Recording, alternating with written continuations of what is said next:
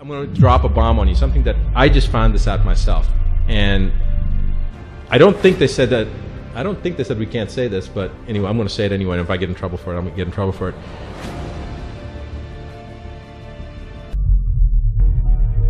This was a classified information by the Russian government that was actually initially published in 1977. It was only for governmental use, and it was marked that way. And the CIA declassified it in 2012. So it's actually been public information since 2012. But this is, we're looking at 43-year-old literature talking about the 5 millimeter 60 hertz frequency and the detrimental effects it has on the human system, actually not just the human system, on any living system, and it's been completely ignored. So looking at just some of the fundamental aspects of what this energetic system does, what this radio frequency electromagnetic fields do, and they have an impact on all living things, no matter whether it's 1G, 2G, 3G, I won't say beyond that. But regardless of what level it is, it's always had some type of an impact on physiology.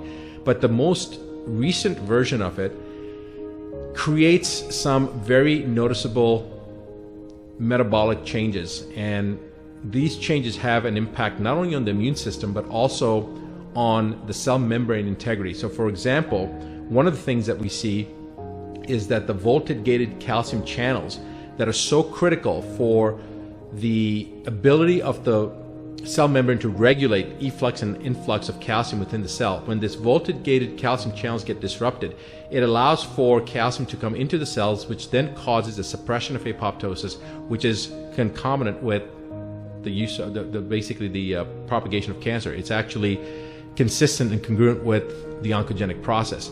Now, what happens when you start to create this type of disruption?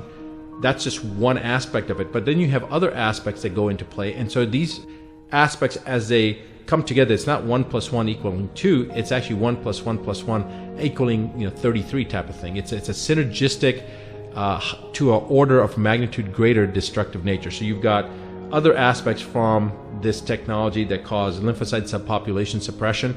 You have the hypoxic type injury components that people have been able to observe, which is secondary to the apparent dissociation of iron from the hemoglobin. So hemoglobin is the oxygen carrying capacity of the blood. So when you pull the iron away from it, it actually causes the disruption. So the blood can't carry the same amount of oxygen, and the list just goes on and on. There's so many things that we don't even understand yet, how it affects the human system. Or whenever I say human system, it's actually affecting all living systems. It's definitely going to affect all life on the planet, because you're talking about a radio frequency electromagnetic field that's going to envelop the entire planet, and it's a global microwave technology. Essentially, it's throwing off the entire magnetic grid of the Earth's essence. The human frequency that the Earth resonates with, you can think of it as the pulse of the planet. It's being disrupted.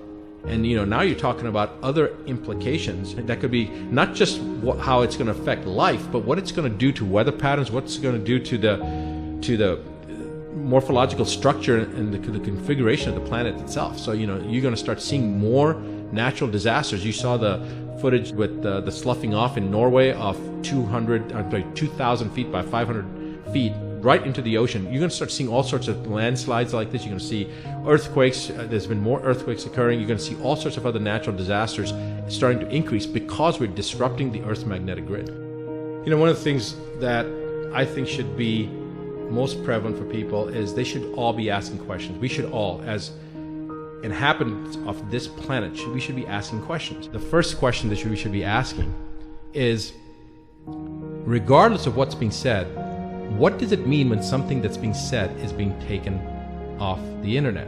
There's no difference between burning a book and taking something off the internet. There's so much misinformation going on. And so the question I think people should ask is, why is this being censored? Because a lot of critical thinkers are saying, wait a second, we're not living in North Korea, we're not living in China. Why is this information being shut down? And that's the billion-dollar question.